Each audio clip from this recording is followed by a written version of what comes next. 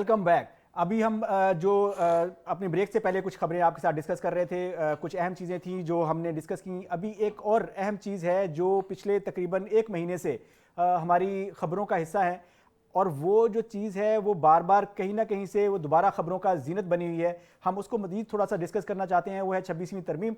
उसके जो अभी तक आफ्टर इफेक्ट्स हैं या उसकी जो सेटलमेंट है हमारे सिस्टम के अंदर, और जो रीस्ट्रक्चरिंग हो रही है अदलिया के अंदर, उसको थोड़ा सा डिस्कस करेंगे आज। इसके लिए एक्सपर्ट ओपिनियन के लिए हमारे साथ मौजूद होंगे आसिफ बाजवा साहब। वो एक कानूनदान हैं, पीएचडी इन कानून, और उनका बड़ा एक नज़र है इस सारे मामले के ऊपर। तो उनसे उनका जो तर्जिया है, जो उनकी जो पॉइंट है वो लेंगे। इससे पहले हम आपको ये बता दें कि आज जो खबर आ रही है वो ये है कि चीफ जस्टिस ज़्यादा अहम नहीं, बल्कि जो आइनी बेंच के सरबराह बने हैं जस्टिस अमीनुद्दीन खान साहब, वो ज़्यादा वेटेज रखेंगे, वो ज़्यादा अहम हो जाएंगे। तो हम बाजवा साहब को इसके ऊपर जो है उनका पॉइंट लेते हैं। अस्सलाम वालेकुम बाजवा साहब, हमें बताइएगा कि ये जो हमें रीस्ट्रक्चरिंग हुई है अदलिया के अंदर, इससे हमें जो है बैलेंस ख़राब होता हुआ नज़र आ रहा है। ख़बरों के अंदर जो है वो अजीबोगरीब तरीके से इसको डिस्कस किया जा रहा है। आपके ख्याल के अंदर ये क्या है और ये आगे जाके क्या सूरत हाल इख्तियार करेगा? बिस्मिल्लाहिर्रहमानिर्रहीम। रता साहब, आपका बहुत शुक्रिया, आपने मुझे इनवाइट किया और वक्त दिया। देखिए, गुजारिश ये है कि जो 26th अमेंडमेंट हुई है कॉन्स्टिट्यूशन में, उसके अल्टीमेटली आफ्टर इफेक्ट्स तो होंगे, और रीस्ट्रक्चरिंग जो हुई है वो बिल्कुल दुरुस्त आपने कहा है। लेकिन जहाँ तक आपने ये कहा कि शायद जो सीजेपी हैं उनसे ज़्यादा स्ट्रांग होने जा रहे हैं जो कॉन्स्टिट्यूशनल बेंच है उसके जो चीफ हैं, ऐसा कतन नहीं है। देखें, तमाम इख्तियारात, देखें, एक बेंच बन गया, उस बेंच की हद तक जस्टिस अमीनुद्दीन खान साहब जो हैं वो उसको चेयर करेंगे, और उसके अलावा कोई अदरवाइज जो एग्जेक्टिव पावर्स हैं वो उनको नहीं तफवीज़ की गई, उनको इंटरेस्टमेंट नहीं हुई। टोटली जो पावर्स हैं वो चीफ जस्टिस ऑफ पाकिस्तान के पास हैं। और ये कह देना कि शायद जो कॉन्स्टिट्यूशनल बेंच है उसके जो चेयरपर्सन है वो स्ट्रांग हो गया, कतई तौर पे ऐसी नहीं है, कोई और एग्जेक्टिव पावर उनको नहीं दी गई।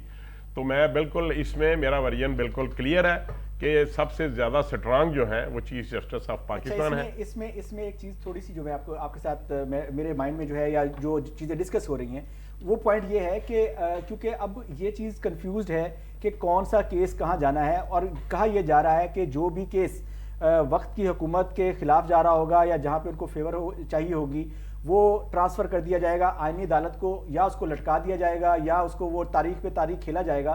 तो इसके ऊपर थोड़ी सी रोशनी डालिएगा कि जो मैकेनिज्म होगा वो कितना रोल अदा करेगा इन फ्यूचर, के वो एफिशिएंट हो, वो इफेक्टिव हो। देखिए, इसमें जो प्रैक्टिस एंड प्रोसीजर बिल है वो इसको वाजे कर रहा है कि ये कैसे और कौन करेगा। इसकी डिफरेंट मिसालें हैं कि चीज़ें किस तरह बेहतरी की तरफ जाती हैं। जब कोई भी बिल जो है वो पास होता है और गैजेट नोटिफिकेशन में आता है, उसके बाद जब वो कानून बन जाता है तो उसकी फिर इंटरप्रिटेशन होती है। और एक सबसे बड़ा पॉइंट रता साहब वो ये है कि अगर मिसाल के तौर पे मैं आपको ये बावर कराना चाहता हूँ कि अगर कोई एक ऐसा सेक्शन क्रिमिनल का, क्रिमिनोलॉजी का, या पाकिस्तान पीनल कोड के तहत या कोई एफआईआर दर्ज होती है जिसमें एटीसी, एंटी टेररिज्म कोड जो है उसकी एक सेक्शन लगा दी जाती है, तो उसका फैसला कौन करता है? उसका फैसला जो एटीसी कोड होती है वो करती है। इसका मतलब ये है कि इसका फैसला अगर प्रैक्टिस एंड प्रोसीजर में ये लिखा हुआ है, उसकी हर शिक में उसको वादे किया गया है कि उसका फैसला कौन करेगा, तो इसका फैसला वो अदालत करेगी जो कॉन्स्टिट्यूशनल कोर्ट होगी। अब बात है आपकी, आपने कहा कि उनकी मर्जी है कि वो तारीख पे तारीख खेलेंगे कि, या इसमें मैं ये समझता हूँ, देखें, कमी, कुताही, गलती की गुंजाइश हर जगह पे होती है। इससे पहले भी पाकिस्तान सुप्रीम कोर्ट की जो मिसाल है, मिसाल के तौर पे एक बेसिक जो चीज़ है ना वो कॉन्स्टिट्यूशन में ये है कि अगर कोई बिल पार्लियामेंट में अंडर डिस्कशन हो, यानी ज़ेरे बहस हो, तो उसमें अदलिया, इवन सुप्रीम कोर्ट भी इंटरवीन नहीं कर सकती। लेकिन माजी करीब में ऐसा हुआ जब यही जो बिल है प्रैक्टिस एंड प्रोसीजर का, ये अभी जेरे बहस था, अभी बिल था, एक्ट नहीं बना था, एक्ट ऑफ पार्लियामेंट नहीं बना था, उसको स्टे किया गया। ये गैर आईनी था। लेकिन अब क्या है, लेकिन इसमें देखें बाजवा साहब, एक और चीज़ है ना, ये कन्फ्यूजन की बात हम इसलिए कर रहे हैं कि अभी हमारे मेरे ही लास्ट प्रोग्राम के अंदर जस्टिस शाइक उस्मानी साहब उन्होंने वो पार्टिसिपेट कर रहे थे, तो उन्होंने ये कहा, मेरा सवाल ये था कि अब लोग कंफ्यूज होंगे इसके ऊपर कि ये आईनी जो बेंच को जाएगा केस, या ये जो है वो चीफ जस्टिस साहब उसको तजवीज़ करेंगे, अपने पास रखेंगे, तो ये कन्फ्यूजन के हल के लिए कोई मैकेनिज्म है? तो उनका कहना था कि सिर्फ अवाम जो है वो कंफ्यूज नहीं होंगे, इसके अंदर जो है जजेस खुद भी कंफ्यूज होंगे कि ये मैंने सुनना है या किसी और ने सुनना है। तो इस वजह से थोड़ा सा अगर वो क्या कहते हैं जजेस कंफ्यूज होंगे तो अवाम को फैसला कौन देगा? मेरा ख्याल ये है, एक बाजवा साहब आपकी बल्कि राय मैं लेना चाहूँगा इसके ऊपर, आपका बड़ा गहरा नज़र है पॉलिटिक्स के ऊपर भी और आप लॉयर भी हैं, कि ये जो इस तरह की हम थ्योरीज के ऊपर चल पड़ते हैं कि अभी वो अदालत जो है उसकी वर्किंग शुरू नहीं हुई और आईनी अदालत जो है उसका काम शुरू नहीं हुआ और हमने तकाबल शुरू कर दिया। ये कौन ऐसे तकाबल करता है? कौन से लोग हैं जो ऐसे ही, मतलब ये इस तरह का तकाबल, मुझे जो उसके अंदर वाइब आती है वो ये है कि जैसे अभी कहने का मतलब ये है कि काम शुरू नहीं हुआ और दोनों के दरमियान, यानी चीफ जस्टिस ऑफ पाकिस्तान में आइन में भी और जो कानून बना है उसमें भी, जो आइनी तरमीम हुई है उसमें भी बड़ी क्लैरिटी के साथ चीज़ें मौजूद हैं। बिल्कुल। और दूसरी तरफ आइनी अदालत के जो अपना बेंच के सरबराह हैं जस्टिस अमीनुद्दीन, उनके दरमियान आप इख्तियारात की एक कशमकश डालने की कोशिश कर रहे हैं और फिर कल को आप ये बात कहेंगे, ये जो हल्के इस तरह की गुफ्तगू करते हैं वो ये बात कहेंगे कि देखें जी वो जज साहब जौन से हैं चीफ जस्टिस साहब, वो चूँकि सॉफ्ट कॉर्नर रख रहे थे किसी एक पार्टी की तरफ और ये दूसरे जो हैं आइनी बेंच के सरबराह ये किसी और पार्टी की तरफ गए हैं, और जैसे इन तक पहुंचा रता साहब की तरफ के वो तरीक़ पर तरीक़ और किसी को रोक लेना या मेरा ख्याल है कि जो पाकिस्तान में जो राय अमा के ऊपर असर अंदाज होने वाले पॉकेट्स और हल्के हैं और पाकिस्तान के जो कानूनदान हैं और जो आइनी माहिरीन हैं, उनके अंदर भी एक कंसेंसस की ज़रूरत है इस चीज़ के ऊपर कि अब कौम को हमने गाइड करना है, उनको इस किस्म के कन्फ्यूजन से निकालने का वक्त है। अब कन्फ्यूजन के ज़रिए से सियासत करने का वक्त मेरा ख्याल ख़त्म होना चाहिए, बेशक वो लॉ हो, बेशक वो कॉन्स्टिट्यूशन हो। उसमें ये है कि हम लोग जो बात कर रहे होते हैं ना, वो हम अपने माजी करीब या माजी बैद को देख के कर रहे होते हैं, वो जैसे माजी बैद की उन्होंने ही बात कर दी आपके सामने। तो हम बाजवा साहब का पॉइंट लेंगे इसके ऊपर कि बाजवा साहब इसके ऊपर क्या राय रखते हैं। देखिए, मैं ये समझता हूँ कि अली अशरफ साहब ने जो इन्होंने बात की है, मैं ये गुजारिश करता हूँ कि ये बहुत अच्छी बात है, बड़ी खूबसूरत बात इन्होंने की है कि अभी इसकी ज़रूरत नहीं है। अभी हमें एक दूसरे को जो हम इसको कंट्रोवर्शियल बना रहे हैं ना, अभी इसकी ज़रूरत नहीं है। ये एक सुप्रीम कोर्ट है, ये इसके बाद कोई ऑप्शन नहीं है, इसके बाद कोई और कहीं कोई जा नहीं सकता, ठीक है, ये लास्ट एंड फाइनल है। तो मेरे कहने का मकसद ये है कि इसमें जब सुप्रीम कोर्ट जो है जब वो अपनी राय देगी उसके बाद उसको डिस्कस किया जाएगा और एक या दो फैसले आ जाएंगे, उसके बाद ये चैप्टर क्लोज हो जाएगा और एक लाइन जो होगी वो ड्रा कर दी जाएगी कि इसका फैसला किसने करना है। और देखें, ये तो ऐसी बात तो नहीं है ना, मैं आपको एक अर्ज करता हूँ, थोड़ी सी बात समझाने की कोशिश कर रहा हूँ। देखिए, सिविल कोर्ट जो एंड सेशन कोर्ट जो है, ये दोनों जो है ये कोर्ट ऑफ फैक्ट्स है। हाई कोर्ट और सुप्रीम कोर्ट जो है ये जो है ना, ये कोर्ट्स ऑफ लॉ है। अब ये लॉ है, अब एक नया बेंच कॉन्स्टिट्यूट हो गया जो कॉन्स्टिट्यूशन के मुतालिक बन गया। अब क्लैरिफिकेशन तो आ गई कि एक कोर्ट ऑफ फैक्ट है, दो कोर्ट ऑफ लॉ है और एक अब ये कॉन्स्टिट्यूशनल बेंच है।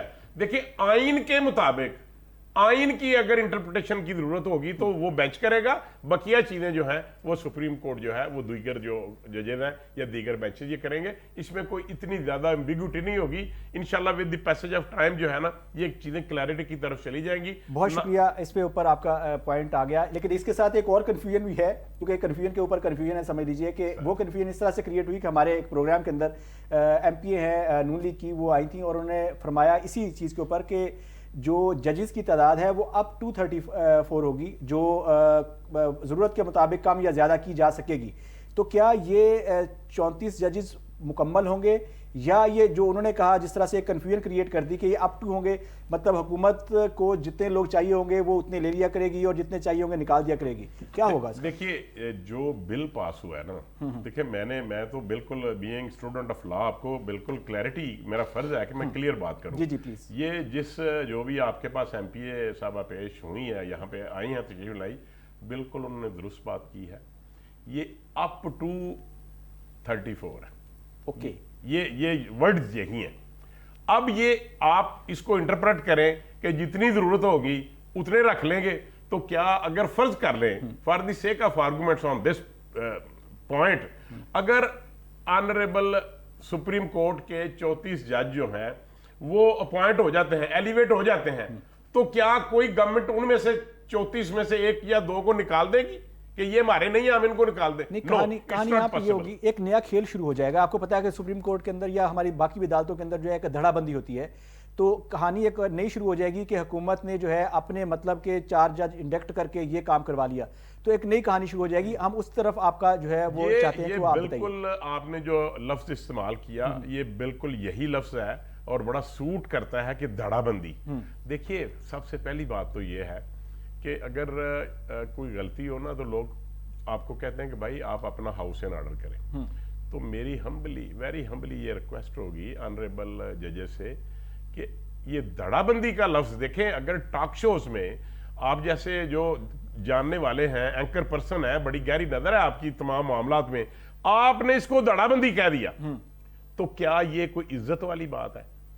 اور ہماری عدلیہ کو یہ چاہیے کہ جو عدلیہ کا ایک آئیڈینٹیفیکیشن ہے کہ ان کی منہ نہیں بولتے، زبانیں نہیں بولتی، ان کے فیصلے بولتے ہیں. تو میں عرض کروں گا فیصلے بولنے چاہیے. اعلیٰ عدلیہ کے ججز سے میری ہمبلی ریکویسٹ ہوگی کہ یہ جو کام شروع ہوا ہے نا دھڑا بندی کا، خدا را اس کو ختم کریں. اور پاکستان کا 127واں یا 137واں نمبر ہے، 150 میں سے اب کوشش کیجئے کہ پاکستان کا تھوڑا سا بہتری کی طرف چلے جائیں اور ہماری عدلیہ کا وقار جو ہے وہ بھی بہتری کی طرف لے جائیں. اور آپ دیکھیں وہ کہتے ہیں نا کہ شکوہ ظلمت شب سے تو کہیں بہتر تھا کہ اپنے حصے کا دیا جلاتے جائیں. اگر فاضل جائش صاحبان نے بھی اپنے حصے کا دیا نہیں جلانا تو میں اور آپ کیا کریں. زبردست بات ہو گئی. اچھا باجوہ صاحب، ایک اور اہم ایشو ہے، آپ کو پتا ہے کہ کشمیر جو ہے وہ جل رہا ہے، وہاں پہ لوگ جو ہے ہر روز ان کو مارا جا رہا ہے، شہید کیا جا رہا ہے ظالم فوج کی جانب سے. اور اس اپنے قبضے کو مضبوط کرنے کے لیے پچھلے سال انہوں نے جو ہے وہ 370 ختم کر دی تھی. تو آج جو ہے کشمیر اسمبلی نے 370 کی بحالی کے لیے دوبارہ سے ایک قرارداد جو ہے کشمیر اسمبلی میں، مقبوضہ کشمیر کی بات کر رہے ہیں، مقبوضہ کشمیر کے اندر جو ہے وہ قرارداد منظور کر لی ہے. تو آپ کیا سمجھتے ہیں کہ اس کے خلاف اور کیا کیا اقدامات ہو سکتے ہیں بینگ اے لائر، اور کون کون سے پلیٹ فارمز ہیں جہاں پہ کشمیریوں کو اس چیز کو اٹھانا چاہیے اور پاکستان کو اس کو سپورٹ کرنا چاہیے؟ دیکھیے یہ آپ نے بڑی اچھی بات کی، اور میں چاہے اس کو کٹ پتلی گورنمنٹ کہیں یا کچھ بھی کہیں، یہ بڑی خوبصورت بات اور یہ بہت اچھی قرارداد انہوں نے پیش کی ہے کہ 370 جو تھا آرٹیکل انہوں نے ان کو ختم کیا اور انہوں نے اس کے خلاف قرارداد پاس کی ہے. میں یہ سمجھتا ہوں کہ جو ان کی نیشنل گورنمنٹ ہے، جو مودی صاحب ہیں ان کو، اور جو ان کے ممبران ایم ایل ایز ہیں ان کو چاہیے کہ اگر آپ نے ان کے خلاف یہ سیکشن 370 ختم کیا تھا تو آپ مہربانی کریں، انہوں نے جو اس کو قرارداد پاس کی ہے آپ کے اوپر پابندی ہے اکارڈنگ ٹو کانسٹیٹیوشن کہ آپ اس کو دوبارہ سے بحال کریں. اور اس کے علاوہ جو آپ کہتے ہیں جا سکتے ہیں، ان کو چاہیے کہ وہ اس جو قرارداد ہے اس کو لے کے وہاں پہ جو یو این او ہے وہاں پہ جائیں، اور انٹرنیشنل کورٹ آف لا میں بھی ان کو جانا چاہیے. اور یہ بڑا ضروری ہے، اور میرا خیال ہے کہ اب یہ اس سیکشن کے خلاف قرارداد پاس ہونے سے ان میں ایک نیا بلڈ ٹرانسفیوژن ہوا ہے، ان کو ایک نئی طاقت ملی ہے. ان کا جو یہ دیکھیں بڑی بنیادی بات تھی کہ آپ وہاں پہ کسی جو کشمیر کے رہنے والے نہیں ہیں آپ وہاں ان کا ڈومیسائل نہیں بنا سکتے، ان کو وہاں ان کا شناختی کارڈ نہیں بنا سکتے، ان کو وہاں ووٹر لسٹ میں نہیں شامل کر سکتے. یہ سارا کچھ مودی صاحب نے ختم کیا، جس کو انہوں نے کنڈیم کیا ہے. اور میں یہ سمجھتا ہوں کہ اب یو این او کو چاہیے اور انٹرنیشنل کورٹ آف لا کو اور دیگر اداروں کو جو بڑے مثال کے طور پہ ابھی جو ٹرمپ صاحب جو الیکٹ ہوئے ہیں ان کو بھی یہ چاہیے کہ وہ اس کے اوپر عمل درآمد کروائیں اور مودی کو مجبور کریں کہ وہ مقبوضہ کشمیر کے لوگوں کو ان کا حق دلوائیں. ڈیفینیٹلی ٹرمپ صاحب جو ہے وہ پہلے بھی آپ کو پتا ہے اپنے پچھلے ٹینور میں بھی جب ہمارے اس وقت کے حکمران ان کے پاس گئے تھے تو انہوں نے وعدہ کیا تھا کہ وہ ان دونوں ممالک کے بیچ میں جو ہے وہ مسئلے کو حل کروائیں گے، کشمیر کے مسئلے کو. تو میرے خیال میں میں اب یہ چیز جو ہے اس میں جو اہم رول ہے جس کے اوپر میں آپ کا بھی نقطہ نظر جاننا چاہتا ہوں وہ ہے کہ کشمیری ڈائریکٹلی نہ وہ ٹرمپ کے پاس جا سکتے ہیں، نہ وہ UN جا سکتے ہیں، نہ وہ انٹرنیشنل کورٹ آف لاء میں جا سکتے ہیں. تو یہاں پہ پاکستان کا جو کردار ہے وہ بہت اہم ہے. آپ وقت کی حکومت سے کیا توقع کرتے ہیں اور کیا ان کو مشورہ دیں گے کہ وہ یہاں پہ اپنا رول ادا کریں اور ان تمام پلیٹ فارمز کو ایکسپلور کریں کشمیریوں کے حق کے جو ان کو حق ہونا چاہیے اپنی رائے دینے کا؟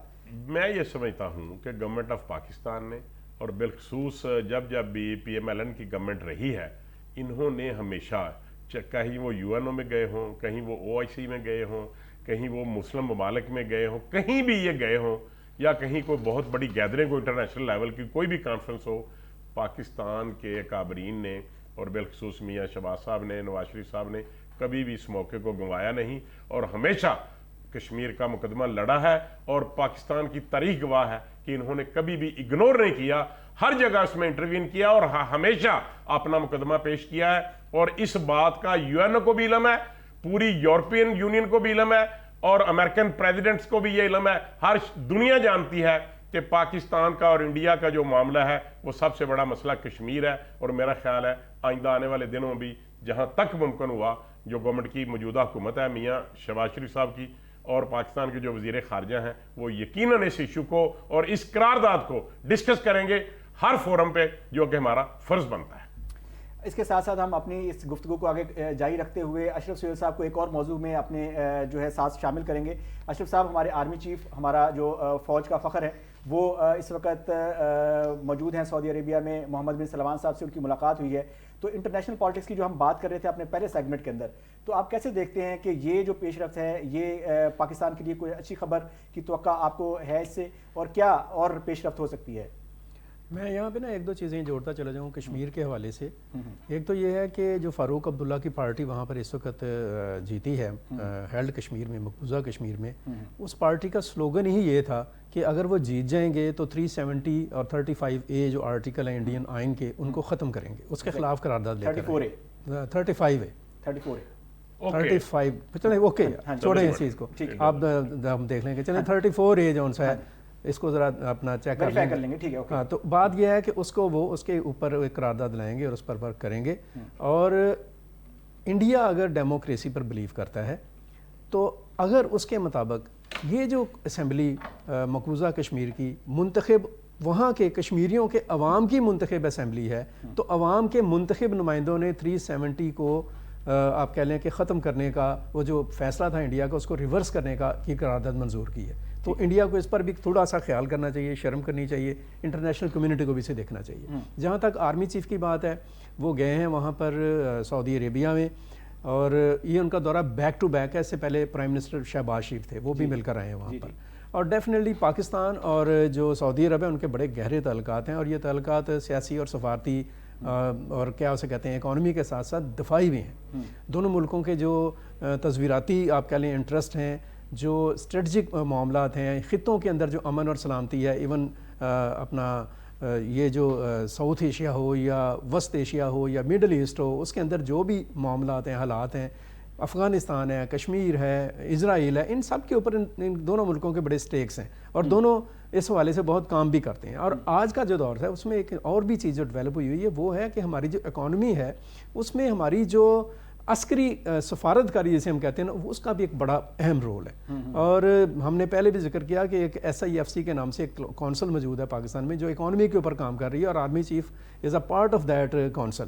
تو یہ ساری چیزیں جو سی ہیں ان کا نتیجہ امید ہے کہ بڑا اچھا ہی آئے گا اور پاکستان کو ضرورت اس بات کی ہے کہ جو اچھے امکانات پیدا ہوں، ہماری جو لیڈرشپ ہے، ہمارے جو آپ کہہ لیں حکمران ہیں، جو فیصلہ کن ادارے ہیں یا پالیسی ساز ہیں، وہ اس اپرچونٹی کو قوم کے لیے، عام آدمی کے لیے، پاکستان کے لیے اور پاکستان کی اکانومی کے لیے استعمال کریں اور اس کو کنورٹ کریں towards the interest of Pakistan. زبردست ہو گیا. اچھا، آخری ہمارا جو آج کا موضوع ہے وہ آپ کا بھی پسندیدہ ہے، وہ ہے ہمارا سوشل میڈیا. سوشل میڈیا کا کردار سیاست میں، آنے والی سیاست کے اندر وہ بہت اہم ہوتا جا رہا ہے. آپ کو پتہ ہے کہ ابھی جو امریکن الیکشن ہوئے ہیں اس کے اندر بھی سوشل میڈیا کے کردار کو کہا جا رہا ہے کہ یہ ساری جو بازی پلٹی ہے وہ سوشل میڈیا نے ہی پلٹی ہے.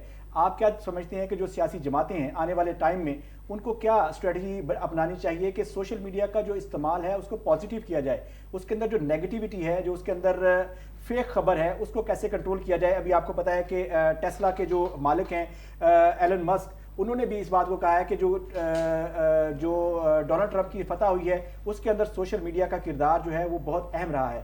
تو اس کے اوپر آپ کیا جو ہے آپ کا خیال ہے اور آپ کیا اس کے اوپر نقطہ نظر رکھتے ہیں؟ میں یہ سمجھتا ہوں اپنا علی اشرف کہ یہ جو سوشل میڈیا کا رول ہے آج کی جو انٹرنیشنل پالیٹکس ہے، ایون ہماری اپنی جو پالیٹکس ہے، یہ آج کے دور کا سب سے اہم مسئلہ بھی ہے، چیلنج بھی ہے. اس میں کوئی دوسری رائے نہیں ہے کہ سوشل میڈیا کا ایک بہت طاقتور کردار ہے، لیکن ضرورت اس بات کی ہے کہ اس طاقتور کردار کو ایک سالڈ گراؤنڈ کے اوپر ایک ٹرو آپ کہہ لیں کہ میڈیا اپروچ اور اسپرٹ کے ساتھ آگے کیسے بڑھایا جائے. پاکستان جیسے ملک جون سے ہیں وہاں پر سوشل میڈیا کو زیادہ تر ایک بے ہنگم پریپیگنڈا کے طور پر استعمال کیا جا رہا ہے، اور ہمیں بعض اوقات پتہ ہی نہیں ہوتا، بلکہ اکثر اوقات نہیں پتہ ہوتا کہ ہم سوشل میڈیا کے اوپر کسی دوسرے کا کھیل کھیل رہے ہوتے ہیں. ہم 5th جنریشن وارفیئر کا ایک آپ کہہ لیں کہ ٹول بن کر اپنے ہی ملک اور اپنی ہی ریاست کے خلاف اور اپنے ہی اداروں کے خلاف ہم جنگ لڑ رہے ہوتے ہیں، اور اپنے آپ کو بڑا، اور سب سے بڑا پرابلم یہ بھی ہے کہ ایک چیز جو ہے اس کی حقیقت کو، اس کی اتھینٹسٹی کو، اور اس کی جسے کہہ لیں کہ ویریفیکیشن کے بغیر اس کو اتنی جلدی پھیلا دیا جاتا ہے کہ وہ چیز بعد میں کنٹرول کرنا مشکل ہو جاتی ہے.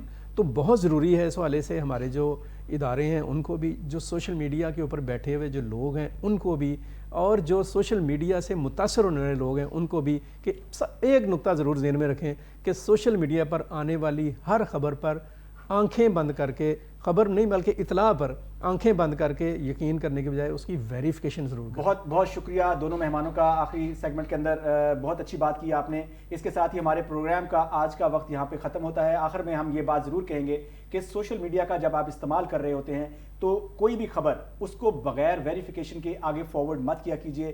اس کے اوپر جو ہے آپ اس کی اتھینٹسٹی، اس کی ڈیٹ یا اس کا بیک گراؤنڈ یا اس کی ویلیڈیٹی وہ چیک کرنے کے بعد ہی آپ اس خبر کو آگے اس کی تشہیر کیجئے، اپنی اس کو شیئر کیجئے، تاکہ ہم جو اس کی نیگیٹیوٹی ہے سوشل میڈیا کی ہماری سوسائٹی کے اوپر اس سے محفوظ رہیں.